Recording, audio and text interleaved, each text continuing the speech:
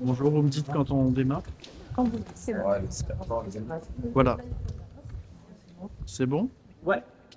Voilà, mais merci de votre présence, hein. Juste quelques mots sur l'affaire donc, qui s'est déroulée devant la préfecture de police, côté rue de la Cité, hein, c'est-à-dire côté Notre-Dame, donc devant l'entrée de la préfecture de police, un peu avant 13 heures.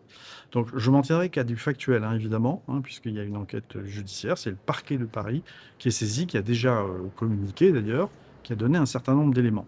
Donc ce que je peux vous dire, moi, en tant que patron de la préfecture de police, et donc patron des effectifs concernés, ce que je peux vous dire, c'est qu'un peu avant 13 heures, nous avions trois effectifs hein, qui étaient devant l'entrée de la préfecture de police, hein, sur la rue de la Cité, donc, mais vraiment devant l'entrée, trois effectifs de la brigade des réseaux ferrés, hein, donc qui étaient en statique, en mission en fait, hein, et qui ont été attaqués par un individu qui s'est précipité sur un des trois effectifs pour essayer de lui prendre son arme.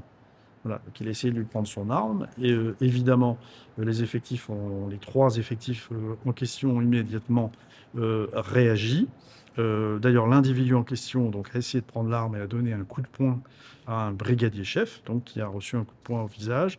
Et puis, donc l'individu était en fait immédiatement interpellé, à la fois par les des effectifs qui ont été attaqués, et puis par des effectifs qui se trouvaient en sécurisation de la préfecture de police devant l'entrée, hein. Vous imaginez bien que le bâtiment de la préfecture de police est bien gardé, et donc d'autres effectifs de police sont intervenus, et à 5 ou 6 personnes, ils ont interpellé cet individu, l'ont conduit au sol, puis l'ont maîtrisé et l'ont conduit dans un fourgon de police jusqu'à ce qu'il soit conduit devant un OPJ, hein, comme le veut la procédure.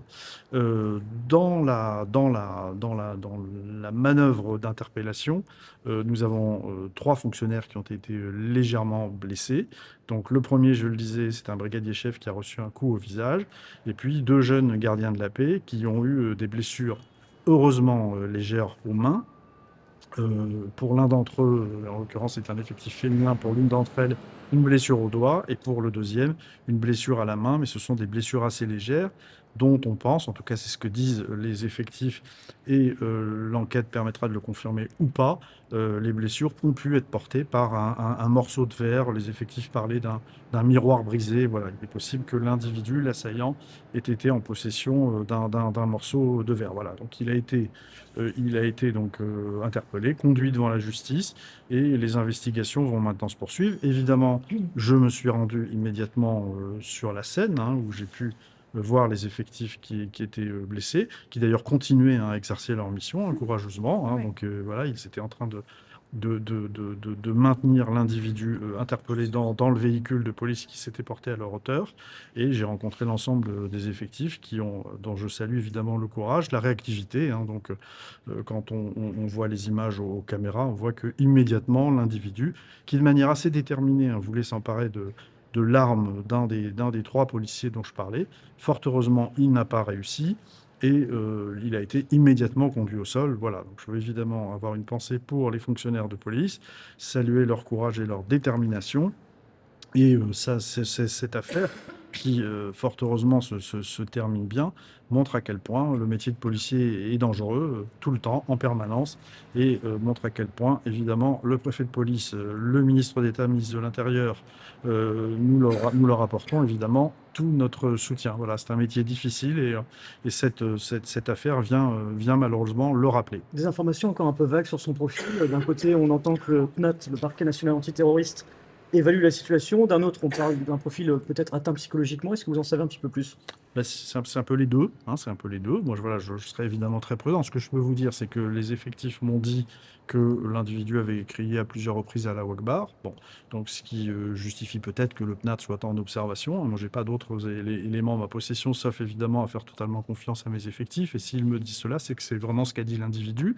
Et puis deuxièmement, oui, l'identification à laquelle il a pu être procédé hein, de cet individu. Mais encore une fois, la justice le dira, laisse à penser effectivement qu'il a pu pu avoir un parcours qui l'a emmené à effectuer plusieurs séjours en hôpital psychiatrique. Mais voilà, moi je reste toujours prudent là-dessus. Vous savez, quand on dit ça, on est toujours critiqué. Oui, oui, mais c'est pas une excuse, c'est pas une façon d'atténuer. Ce qui s'est passé est très grave.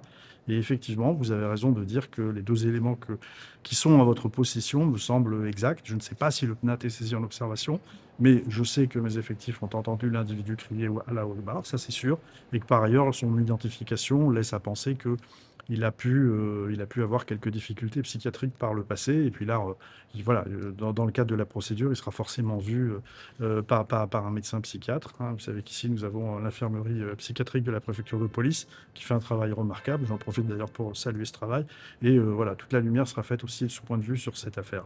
Voilà ce que je voulais vous dire en quelques mots, hein, compte tenu des questions que les uns et les autres vous posez. Je vois que vous êtes nombreux autour de la préfecture de police, donc il me paraissait important de faire cette clarification. Mais encore une fois, la vraie clarification, j'insiste, c'est la justice qui la fera dans le cadre de l'enquête. Sur la protection de vos agents aussi, quelle réponse leur apporter? Est-ce que avec des événements de ce genre, ça peut mener à une réflexion tout autre pour les armes qu'ils ont ou pour se défendre? Non, ça fait longtemps, vous savez, malheureusement, ça fait longtemps que nous savons que les policiers d'ailleurs, et les gendarmes, et les policiers municipaux, et parfois même des agents de sécurité, on l'a vu avec ce qui s'est passé sur la gare d'Austerlitz avec des agents de la SUGE, nous savons que les personnes dépositaires de l'autorité publique peuvent être des cibles de violence, parfois d'actes de terrorisme, parfois de violence. Voilà, donc nous le savons, il y a une vigilance permanente de nos effectifs et franchement, la réactivité avec laquelle ils ont réagi sur cette action est vraiment à saluer. En tout cas, moi, leur apporte mon soutien, je les félicite vraiment. Est-ce que vous pouvez nous confirmer qu'il était déjà connu pour des faits similaires? Ça n'est pas impossible. Voilà. Je laisse la justice s'exprimer, mais je vois que vous êtes toujours très bien informés. Ça n'est pas impossible, effectivement. Voilà, ça n'est pas impossible. Voilà, merci beaucoup. Merci à vous.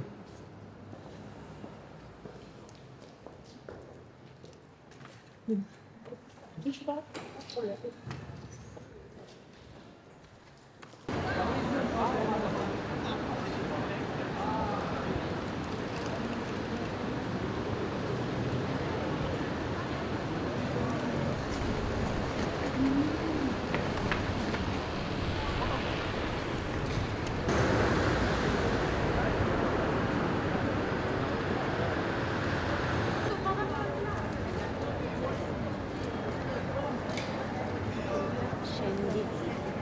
Qua sali, a fare